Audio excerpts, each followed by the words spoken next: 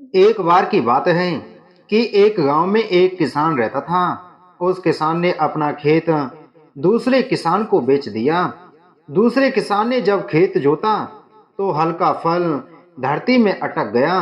किसान ने वहां खुदाई की। खुदाई करने पर उसे स्वर्ण मुद्राओं से भरा एक कलश मिला।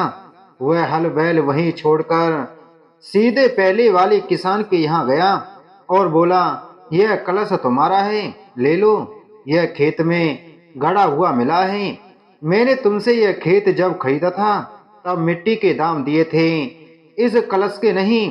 तुम्हारे पूर्वजों द्वारा गाड़ा गया होगा, इस पर मेरा अधिकार नहीं है। इस पर पहले वाला किसान बोला, भाई यह कलश तो अब तुम्हारा है। मैंने तुमको खेत बेचा है, अब उसमें से मिट्टी निकले या सोना सब तुम्हारा है। इस कलश को कोई भी किसान लेने को तैयार नहीं हुआ। अतः यह विवाद महाराज युधिष्ठिर के दरबार में पहुंचा। उन्होंने दोनों को समझाने का प्रयास किया, लेकिन सब व्यर्थ। दोनों यही कहते रहे कि जो मेरी संपत्ति नहीं है उसको मैं कैसे ले सकता हूँ। अंत में दोनों किसान एक ही स्वर में युधिष्ठिर से बोले, महाराज हम दोनों इस कलश को नहीं लेना चाहते, अतः आप इसे अपने खजाने में जमा कर लीजिए। युधिष्ठिर ने कहा, मैं भी इस कलश को अपने कोष में जमा नहीं कर सकता। जब आप दोनों आत्मसम्मान के इतने धनी हैं कि केवल अपनी कमाई ही अपने पास रखना चाहते हैं, तो मैं भला इसको क्यों लूं। स्वर्ण मुद्राओं से भरे कलश को ना तो दोनों किसानों में से किसी ने लिया और ना ही महाराज ने अपने कोष में जमा किया। अंत में उस गांव के एक निर्धन किसान की कन्या के विवाह में वह धन खर्च कर दिया गया।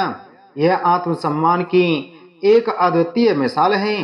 कहानी का सार, जिंदगी में सब कुछ पाने की चाहत यदि हमारे अंदर है तो हमें आत्मसम्मान का सृजन करना होगा और इसके अधिकारी हम तभी होंगे जब हमारे हृदय में शुभ विचारों का संचार होगा।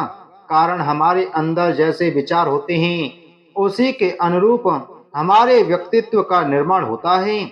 जब हमारा व्यक्तित्व व्यवहार के रूप में दूसरे के सामने आता है तब दूसरे भी उसी के अनुसार हमसे व्यवहार करते हैं।